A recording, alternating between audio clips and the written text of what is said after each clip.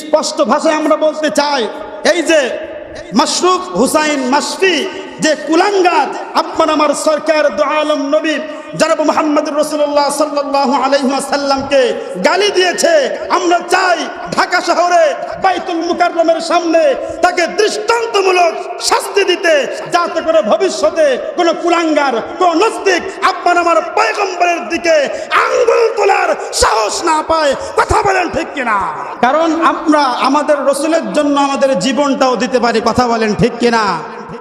যদি কেউ বলে রাসূলের জন্য জীবন দিতে হবে, শুধু আমি মুফতি শামীম আল মিসবাহ একবার নয়, আল্লাহকে বলবো আল্লাহ 1000 বার নয়, আমাকে লক্ষ লক্ষ বার জন্মগ্রহণ করাও, আর রাসূলের জন্য নিজের বুকের তাজা রক্ত জমিনে ঢেলে দিব। কথা বলেন ঠিক কিনা? মুহররম মাসে যেরকম ভাবে মুসলমানদের জন্য হৃদয়ে রক্তক্ষরণ হয়,